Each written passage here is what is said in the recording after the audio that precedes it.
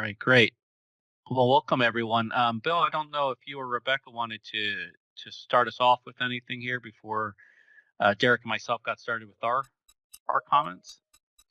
Sure. I'll say just a real quick introduction. I think some of you are familiar with the idea that we at VETS want to continue to look at how we can be successful in all of our grant programs and make them as effective as possible and make sure that we're all fully compliant with all the laws and regulations. As amazing as our VETS team is, there are some areas where we don't have the depth that we would really like to have, and one of those is in our financial management and oversight capabilities. So we want to introduce you today to some partners with KPMG who are going to help all of us to be able to look at the financial side of our grants management program so that we can all get better as we go. So with that, let me turn it over to our friends at KPMG. Great. And I'll go ahead and share our screen here.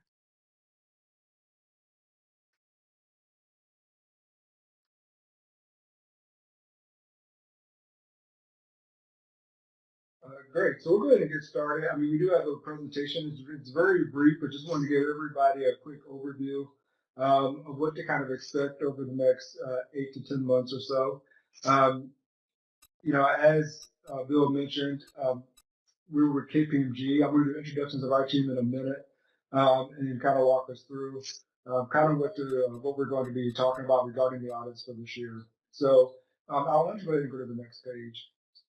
Our goal is to make sure everyone is really informed today, and so we are having some time in the back end for questions. So please feel free as we're walking through it to if you got questions, we'll try to answer them as we go. We got some time in the back end to make sure we have some Q&A as well. And as things pop in your head and you don't want to forget it, please feel free to use the chat function as well, and we'll try to monitor those things coming in and address them as we receive them. So by way of introduction, my name is Derek Thomas. I am a audit partner with KPMG in our federal audit practice. I've been working on different accounts at DOL for approximately the last 20 years or so on different accounts. So we're excited for this great opportunity. This is our first time working with VETS, and we're excited about it. And so I'll be one of the partners helping lead up this effort as we work with VETS to help them oversee some of the financial information and the compliance with expenditures by the grantees, such as yourselves. I'll go ahead and let the rest of the team introduce themselves.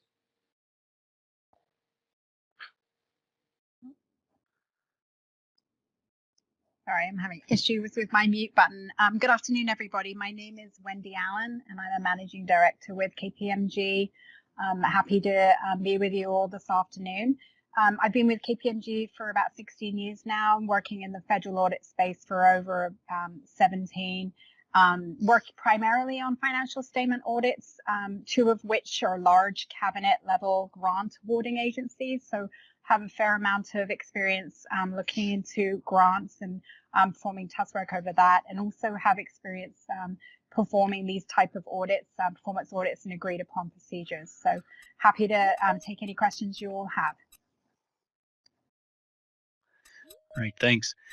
Welcome everyone. I'm Alan Devine. I'm the lead senior manager on this project. I've been with KPMG for approximately 18 years now, but serving the Department of Labor in various capacities here for the last 5 years. I've got experience conducting a number of engagements that are mirrored the same as this, so engagements auditing certain information. Really happy to be here and excited to be working with everyone.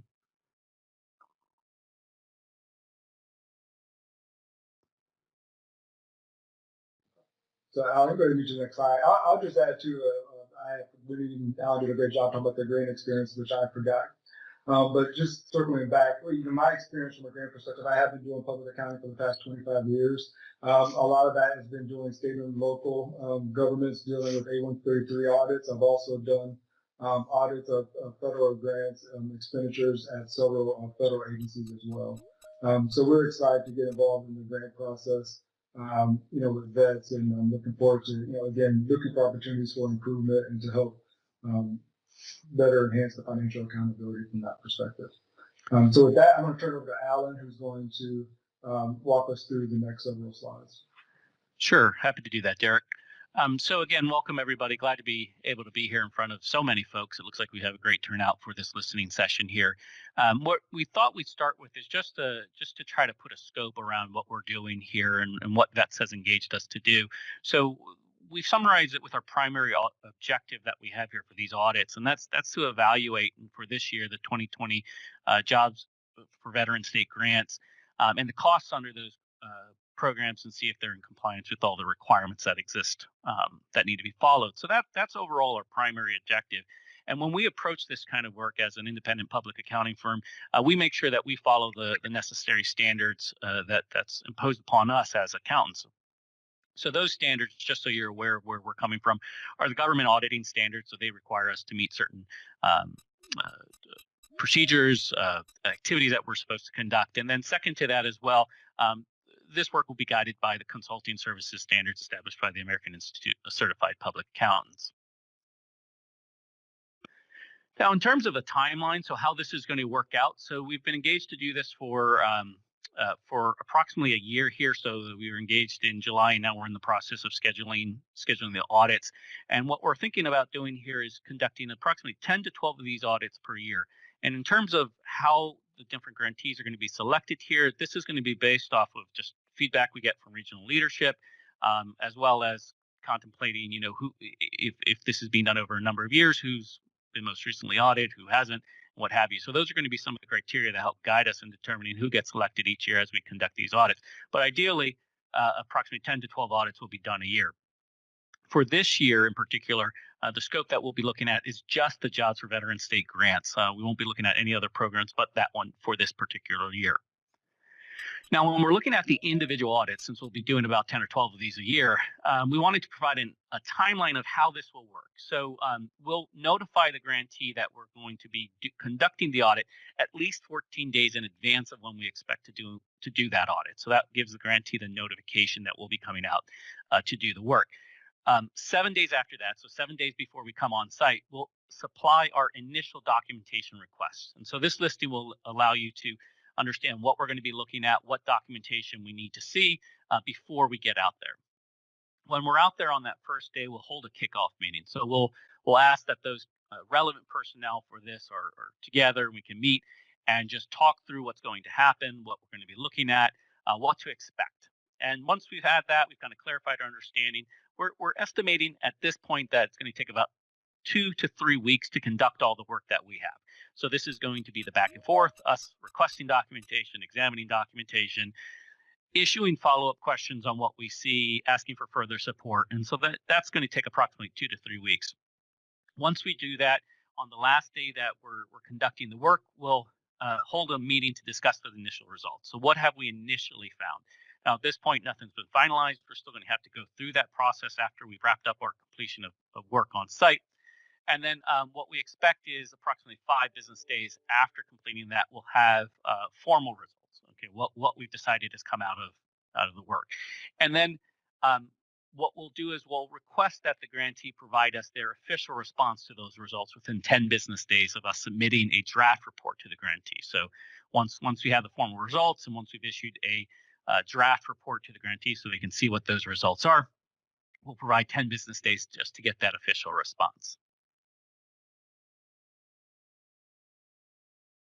So what is our commitment to you when we're coming out here?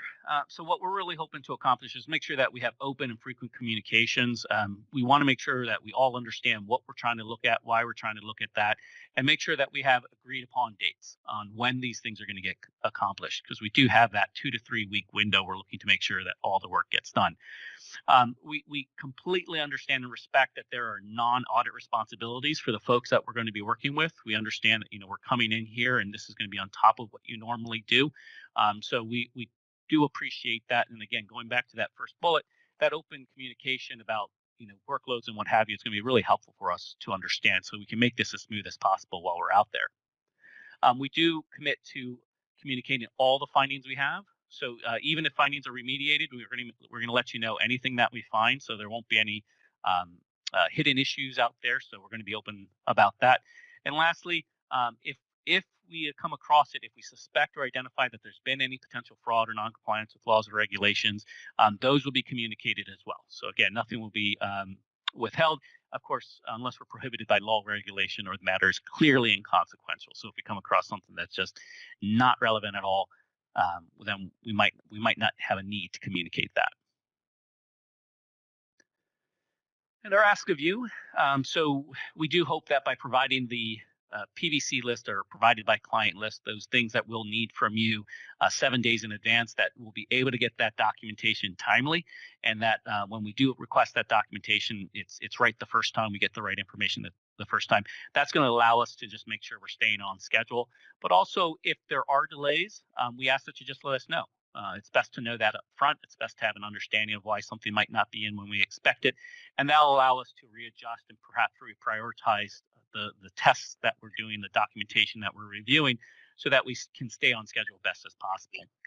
We do ask that we get timely responses to the audit, to our inquiries when we're out there. So if we are asking questions, the faster we can get the answers, the faster we can get through the testing and allow you all to get back to your normal work responsibilities. So again, our ask is understanding and adhering to those auditor deadlines. Again, we're asking if we could have open and frequent communication. So these are things that are like changes to processes, procedures, policies, any of that stuff that comes up, changes to information systems. If there's anything like that, we do ask that you just let us know. That we're aware of it as we're conducting our work. And additionally, if there's any communication from regulators or other auditors that could impact the expenditures we're looking at here, it's very helpful for us to know that up front. So that's our ask. We do ask that we get the participation of the relevant personnel in the status meetings. So we'll be on site for 2 to 3 weeks, and we'll have periodic meetings throughout that. And what we do is we're just asking that if you can make sure that the right folks are in that meeting, that way everybody's aware of what's going on. Should we have findings as we go on site and as we start taking a look at documentation, we'll let you know what those findings are. And then again, if you could get us the responses to those findings, that way we can understand the issue, and perhaps it's not a finding, but we won't know that until we get your response. And then once we're all done, we will ask for just written confirmation of certain representations that have been made while we've been conducting our work. So those were the things we wanted to share with you.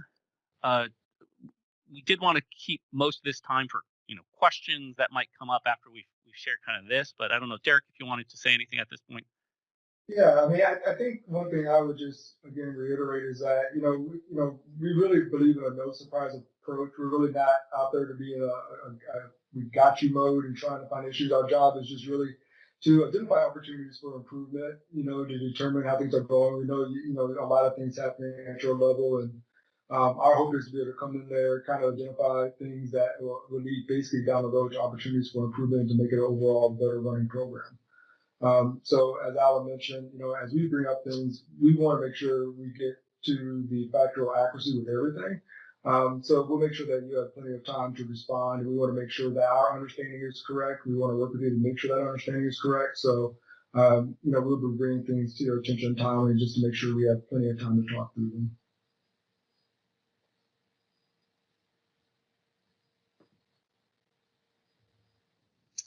So Derek, one of the questions we have in the chat is, what does PVC stand for? That is a great question. Alan, I kind of prepared my client. So let me say the clearer way. Really, it's supporting documentation, and that will include things such as one, policies and procedures, so we can make sure how things are supposed to run according to the program based on each specific agency grantee. It'll include things such as potentially supporting invoices, certain approvals, payroll type items. So those are the kind of, we call them prepared by client, because these are things that the client, the supporting documentation that, in this PVC, because usually people are prepared by client, but in this case, prepared by auditee type documentation that we'll need to perform our procedures. Thanks. As folks were filling in the blanks, they were thinking either provided by client, prepared by client, but sounds like we're on track with that. Yeah. And I saw another question in on the lead time too. Yep. So we will work. We try to keep the period shorter. I mean, not everything will come at the same time. So there are some things that the policies and procedures that we'll get out sooner, but we recognize that sometimes it can be a short turnaround. So we'll work with each of the various grantees to make sure that, that's our general objective, but, we understand there's sometimes conflicts and things, and we'll work with each grantee at their level to make sure that we work out a reasonable timeline to get the documents that we need.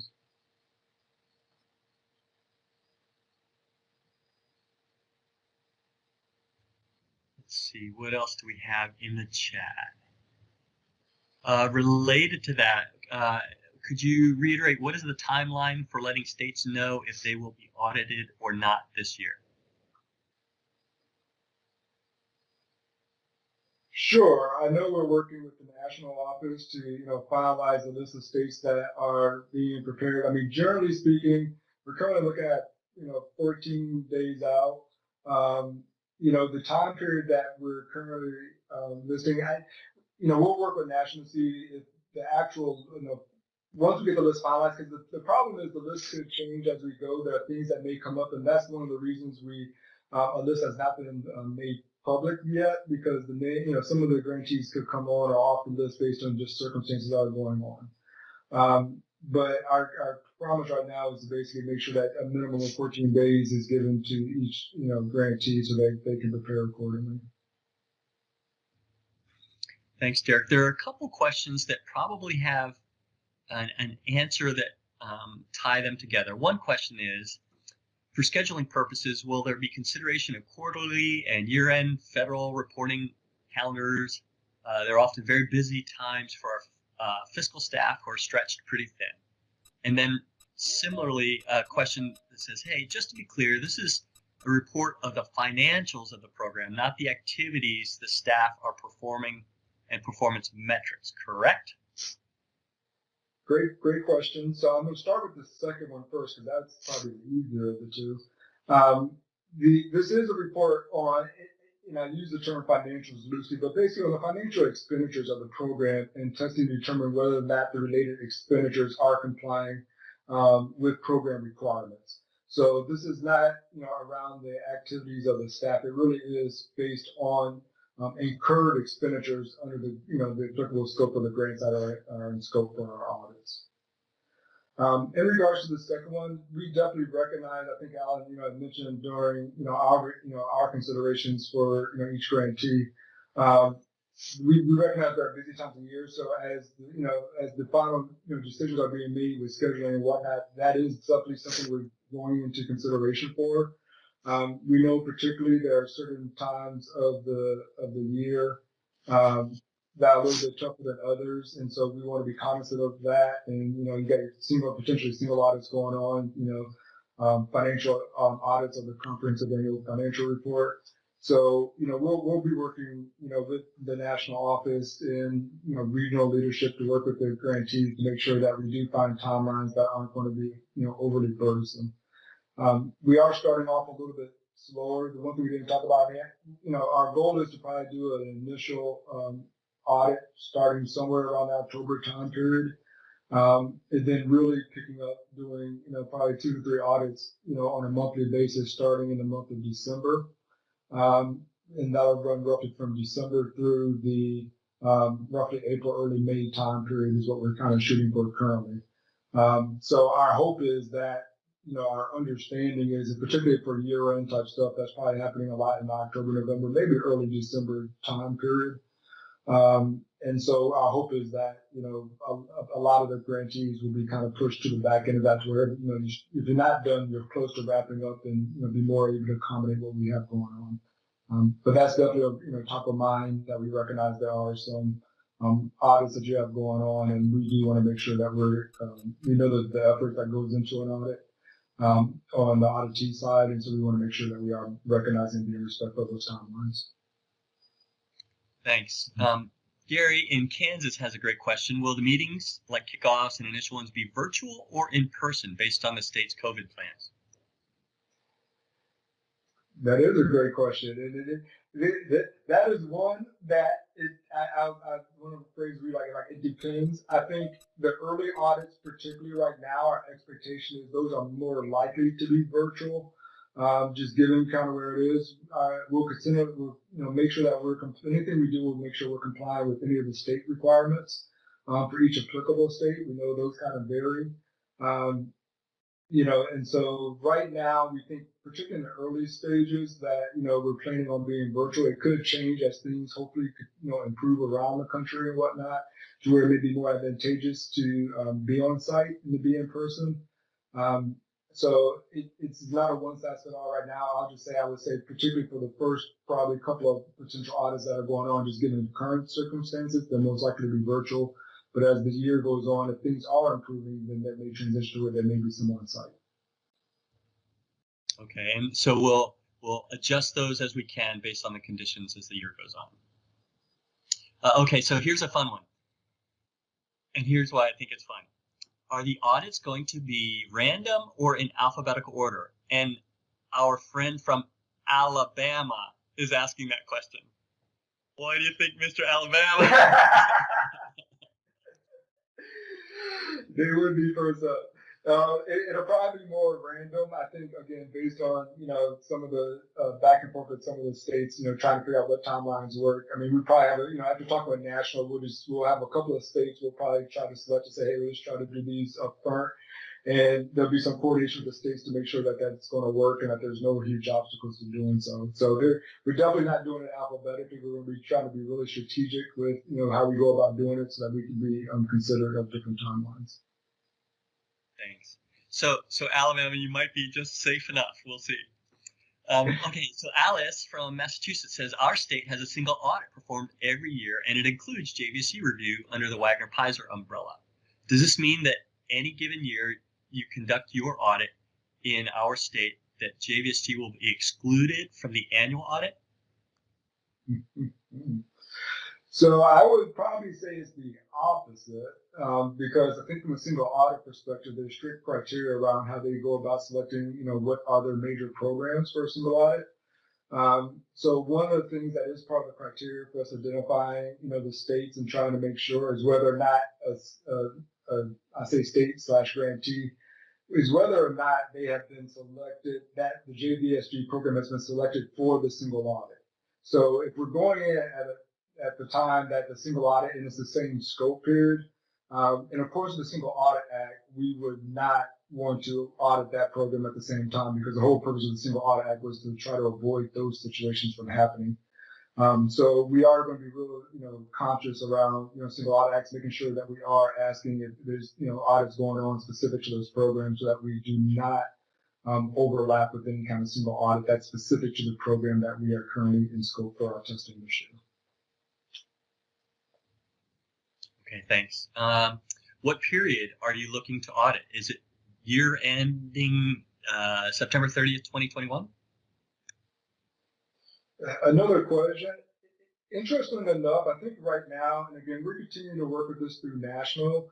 I think really we're looking, as Alan had mentioned earlier, at the grant that was initially awarded in FY20, and I believe that grant is still ongoing. And so it's, and I think that grant's coming up to its end, but it's, I think the goal is like some of these grants may still be in process at the time we're doing the work. So it's not necessarily based on just the expenditures. It's really based on the grant and the expenditures incurred based on the time that we're out there.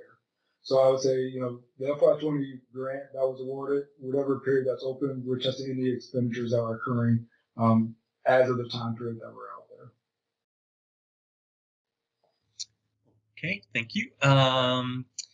There's a question, will the grantee be responsible for any of the audit costs? We, South Dakota, receive a relatively small grant, and paying for auditors to spend 2 weeks in South Dakota, as beautiful as it is, that's my addition, would be expensive for our grant. Well, my son was stationed out in South Dakota, so I'm sensitive to South Dakota and whatnot. But our contract is funded through the national office. So there's, my understanding is that, they have budgeted for that quarterly. And so that's how we are being funded to conduct the audit. So there's no expectation currently that I'm aware of in regards to this coming out of the grantees expenditure, out of their awards. Thanks. And so I think Emily's a little more open to you coming to visit now. So thank you. Okay, here's a great one. That truly is a good question. If common audit issues or themes are discovered, will those be shared, minus the grantee specific name, with all grantees in case they can correct course prior to being audited themselves? Good question. That's a great question. I would say that the information that, especially things that we are finding out, will be shared. We haven't quite figured out the timing of when the information will be shared, so we'll have to kind of circle back from that perspective. I will say that we would work with national to the extent that they're comfortable, sharing things, as soon as is appropriate. A lot of things we'll be looking at are going to be historical, so they already would have occurred. So, I mean, frankly, at that stage, they've already happened, and so it is. Now, the information that we identify can definitely be applied going forward so that the same things do not occur. And so we would definitely want to make sure. So that's one of the things that, the national office is very cognizant about, was making sure that best practices are being shared so that people can make those improvements. And we'll work with them to come out with, some timing of, periodically making sure, hey, here's some of the lessons learned that we're identifying through the course. But frankly, that's really the biggest objective of what is being trying to be accomplished through these audits, is that, hey, how do we make things better? And that comes from sharing some of the, the best practices and the lessons learned from the things that are being identified through these audits. Yeah, thanks, Derek. And so as we do enough of these that we can identify trends and still sort of protect some privacy of who is being audited, we'll share as we can. The other way to look at it too is, if you are one of the states being audited, you're welcome to share the lessons you're learning with all the other grantees in these listening sessions or otherwise. That way, we really approach it as a community of practice together. So we'll look at that, because as Derek says, that's one of the main goals, is for us all to get better at what we're doing.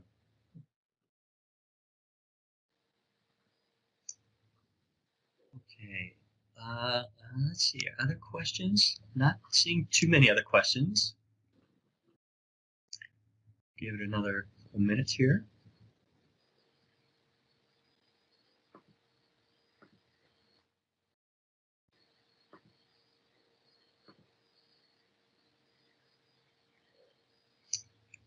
So if other questions come up after today's call, please definitely pass them up through DVETS. We'll get them to the national office. We'll get them either from the national office or work with KPMG to answer them and push it back out to the team so that you're all tracking what we're learning today.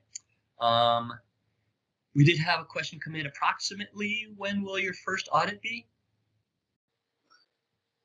So our first audit is currently slated for October, sometime probably probably mid-October, I would say.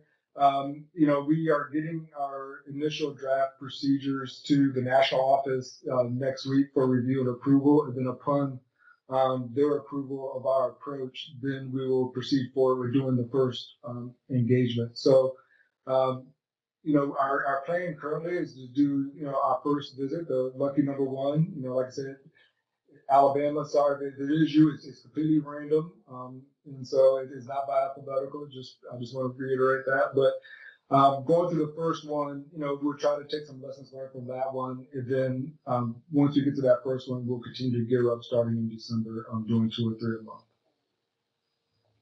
Thanks, Derek. So here's a good question that's sort of a little bit of a variation from what we've been talking about. Will the audit findings be shared with other state agencies, as in the state, such as the state comptroller or office of the governor? So it gets at who's going to get the results. Right now, and again, it's we're contracted by the VETS national office, so we always we work to their discretion.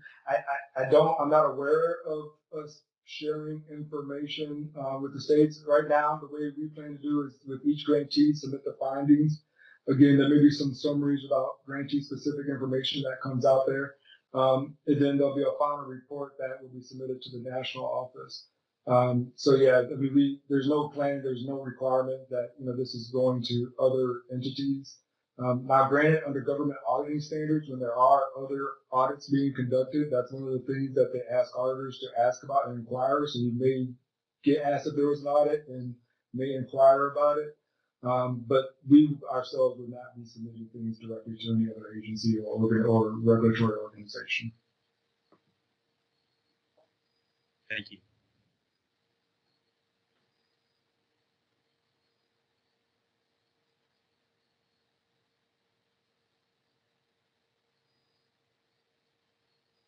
So one of our do outs will be to get the slides shared with everybody so that you can review those. And as you think about them a little bit, if you do have other questions, send them our way. Are there any other questions before we wrap up for today? So, okay, here's one. So will the reports be public records or shared on the DOL website? Another great question. I believe based on our initial conversations with National, I don't believe that the plan is to make them public. Again, the goal is to work towards helping grantees make improvements. So I'm not, we'll confirm that, but that's my initial understanding. I don't think it was designed to try to be, just full-blown public reports. I think the goal was just to be able to, have a process in place to help people improve. And so that's the general goal. Got it. Thanks. Will the recording of this listening session be available to share with staff that were unable to attend?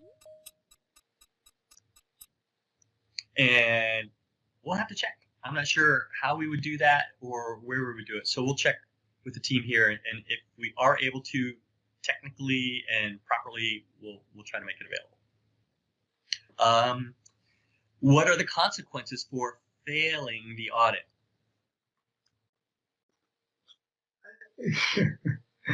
So I would stay away from the word failing. That's definitely not an audit term that we would use. To be clear, we're not doing a financial statement audit, as some of you may be familiar with, which actually renders a opinion on the information. We are doing a performance audit under government auditing standards, to where we are providing conclusions of the things that we found. And so there won't be, there's not necessarily a pass-fail, like, for the financial audit where you get like an opinion of an unmodified or modified opinion. You'll basically see the objective and what our conclusions were around our testing procedures. So here's one that we've talked about internally that I'm glad is being asked. So we'll be able to clear up some potential confusion as they read some of the products that you send out. So here's the question. Is this a financial audit or a programmatic audit or both? And so you've used the word programmatic, and that means different things to different people. So I'm really glad this question was asked. It's a great question. So the term you'll hear a lot is that we call it, and you'll see in the report, is a performance audit, which technically can mean a lot of different things, such as you're focusing on financial, compliance, operational type of things is how they kind of define it within the standards. Our performance audit will be focused on financial information. And so it will be kind of like a financial audit, but it's not a financial statement audit. It's a performance audit based on financial information. And so some of that is very precise in the language of auditing that has specific meanings, which is why we're using that. And it just so happens to overlap with when DOL comes out and does performance and our audits to check roles, responsibilities, that sort of thing. So they are intended to be different. Yes. Let's see. Are there suggestions for improvement, if any, is found? So great question, absolutely. And frankly, we will work, so under government auditing standards, when we identify findings, one of the things that we do is we have to cite the condition, the criteria, the effect, the cause, and then also provide a recommendation. And so will provide recommendations based on our experience and trends that we've seen at other clients, other industries, and also your industry as well. We'll also work with you to try to get your thoughts on things, because we want the recommendations to be practical as well. So I mean, we think having feedback from all of you in the process as we identify the potential issue, work with you to see what's really a viable solution. Because if we come up with a solution that's not really viable, it's not really going to it's not going to be helpful. So we'll definitely be working to provide recommendations, and like I said, we'll use our, based on our experience and historical experience, we'll work with you to try to come up with the best solution possible. Another question. So are we to take this as a consulting engagement? So another interesting, great question. Alan had identified earlier the consulting standards, so I'll clarify that a little bit. We are a professional services firm, but we are one that operates also under the American Institute of Certified Public Accountants, under the AICPA. So as that, we always have to follow the professional standards required by the AICPA in anything that we do from an attestation or audit perspective. So that being said, there's no real professional standards for the AICPA related to performance audits as defined by the Government Accountability Office.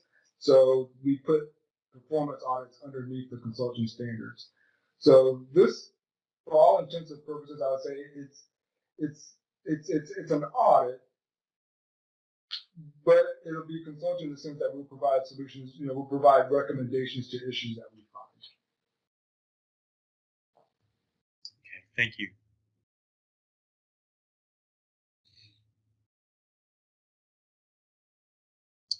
Are there others? Other questions?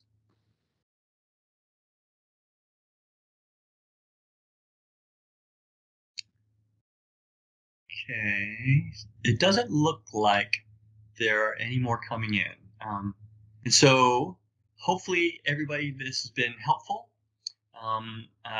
This will be a learning process for all of us. We'll try to make sure that we're communicating frequently and as openly as we can so that we all get better throughout the course of this. And that when you do have questions or comments or concerns, please share them up so we can address them as soon as we possibly can. Any closing remarks, Derek, from you? No, I mean, again, we're looking forward to it, and we appreciate the opportunity that we have to conduct these engagements. And again, we do think it's a great opportunity to just help everyone to find opportunities to improve. And again, we appreciate the feedback. So as we continue to do these engagements throughout the next 8 to 10 months, there's always room for improvement on our side as well. So we appreciate feedback as we're going through doing the audits and your particular entities. Please let us know if there's things that you thought we can do better on our end as well. We always welcome that information, and we appreciate that feedback. So please feel free to share that direction also. Great. Well, thank you. Thank you all, and we will enjoy this process together and learn from it. So thanks, and thanks for providing this information to us today, Alan and Derek and Wendy. Thank you all. Thanks for having us. Take care. Bye, everybody.